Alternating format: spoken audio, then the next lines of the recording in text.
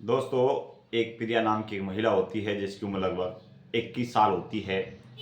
वो अपने जेठ के लड़के को अपने गांव एक शादी में लेकर चली जाती है। और दोस्तों, जब शादी ख़त्म होती है तो शाम के समय रात को वो एक कमरे में सोए हुए होता है। वहीं पर आकर वो भी सो जाती है। लेकिन रात को उसको ऐसा क्या होता है कि वो महिला खड़ी होकर उस लड़के के पास जाकर सो जाती है।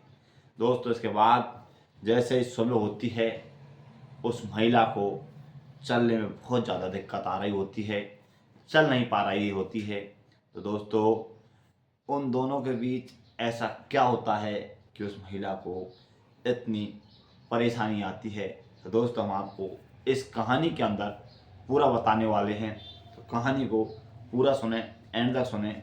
सुनने के बाद आपको इसमें कुछ समझ आएगा कि आखिर उस रात उन दोनों के बीच ऐसा क्या हुआ कि वो महिला सुबह लंगड़ा कर चल रही होती है। दोस्तों, कहानी शुरू करने से पहले अगर आप हमारे चैनल पर नए हो तो प्लीज़ हमारे चैनल शेयर करें, सब्सक्राइब करें और बेल आइकन दबाएं। नमस्कार दोस्तों, मैं धर्मवीर आपको आज की जो सच्ची कहानी सुनाने जा रहा हूँ वो सच्ची कहानी है राजस्थान की। राजस्थान का एक गांव है। गांव के अंदर एक प्रिया नाम की एक महिला होती है। उसकी शादी उसके माता पिता कर कर उसे ससुराल भेज देते हैं। दोस्तों, वो ससुराल में अपने सास ससुर के पास रहती है, क्योंकि उसका पति बहुत ज़्यादा समझदार था। इसलिए वो चाहता था कि मैं बाहर रहकर कमाई करूं और मेरी पत्नी मेरे माता पिताओं की सेवा करे। इसलिए दोस्तों, वो घर पर ही उनके माता पिताओं के पास छोड़ देता है। दोस्तों, लेकिन एक दिन उसके जो प्रिया होती है उसके पिता का फ़ोन आता है कि प्रिया बेटे, अपने गांव में पड़ोस में एक लड़की की शादी है और वहाँ तुम्हें बहुत ज़रूरी आना है। दोस्तों, इसके बाद प्रिया कहती है कि पापा, मैं कैसे आ पाऊँगी, वो तो यहाँ पर रहते नहीं हैं और किसके साथ आऊँ। लेकिन दोस्तों, प्रिया का पिता कहता है कि नहीं, तुम्हें कैसे भी करके ज़रूर से ज़रूर आना है। दोस्तों, इसके बाद प्रिया और अब किसी को साथ ले जाने के लिए प्लान तैयार करती है और सोचती है कि आखिर मैं किसको मेरे साथ ले जाऊं। फिर दोस्तों, इसके बाद वो उसके पिता को फ़ोन करती है कि पिताजी, घर पर तो कोई है नहीं है। उसका पिता कहता है कि नहीं प्रिया, तुम्हें आना ही होगा और तुम्हें पता है कि मैं शादी में बहुत ज़्यादा बिजी हूँ, मैं तुम्हें लेने के लिए आ नहीं सकता।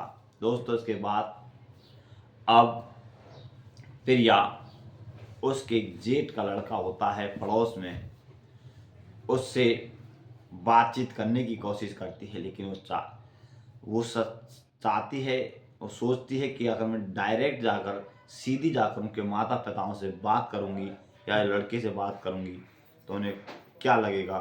इस कारण से दोस्तों, वो पहले उसके पति को फ़ोन करती है। उसे कहती है कि तुम मनीष को फ़ोन करो, मुझे शादी में जाना है और वहाँ बहुत ही ज़रूरी है। दोस्तों, इसके बाद उसका पति पहले फ़ोन करता है और इसके बाद खुद प्रिया अब मनीष को बुलाने के लिए चली जाती है। दोस्तों, अब मनीष भी जाने के लिए बहुत ज़्यादा तैयार था। इसलिए कहते ही उनके माता पिता कहते हैं कि मनीष, चले तो जाओ लेकिन कल रुक कर परसों वापस आ जाना। दोस्तों, इसके बाद वो दोनों तैयार होकर वहाँ से रवाना हो जाते हैं।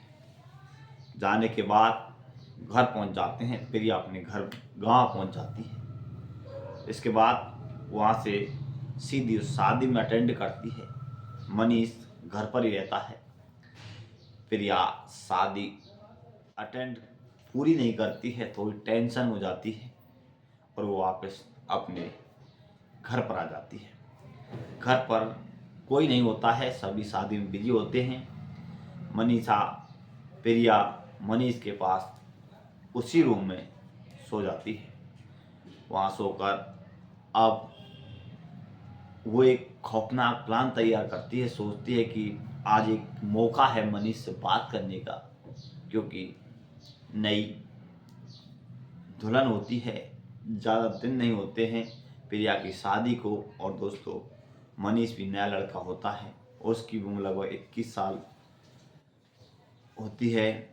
तो दोस्तों इसके बाद अब मनीष से बात करती है प्रिया और उससे कहती है कि अगर आप बुरा नहीं मानो तो मैं आपसे एक बात करना चाहती हूँ।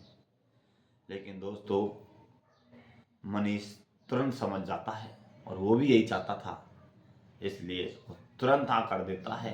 और हाँ करने के बाद अब उन दोनों के बीच उस रात कुछ ऐसा होता है कि दोनों की कहानी शुरू हो जाती है और ये कहानी धीरे धीरे वहीं से स्टार्ट हो जाती है। उन दोनों के बीच वो खेल स्टार्ट हो जाता है जो लोगों के बीच होता है। और दोस्तों इस कहानी की शुरुआत यहीं से स्टार्ट हो जाती है और उसके बाद मनीष को लेकर अपने गांव चली जाती है। और अब उसकी कहानी, उसकी इच्छाएं पूरी होना चालू हो जाती है। जब भी उसकी इच्छाएं करती, जब भी मन करता है, वो मनीष को इस काम के लिए बुला लेती है। तो दोस्तों ये थी आज की कहानी। अगर आपको अच्छी लगी हो, अगर आप हमारे चैनल पर नए हो तो प्लीज़ हमारे चैनल शेयर करें, सब्सक्राइब करें और बेल आइकन दबाएं। दोस्तों इस कहानी को सुनाने का उद्देश्य किसी को परेशान करना नहीं है, किसी को बदनाम करना नहीं है, किसी का दिल दुखाने का उद्देश्य है। हम सचेत रहें, जागरूक रहें, इसलिए हम आपको इस तरह की वीडियो और कहानी लेकर आते हैं। आगे भी इस तरह की वीडियो कहानी लेकर आते रहेंगे। जब तक बने रहिए हिंदुस्तान क्राइम न्यूज़ चैनल पर। जब तक के लिए नमस्कार, जय हिंद, जय भारत।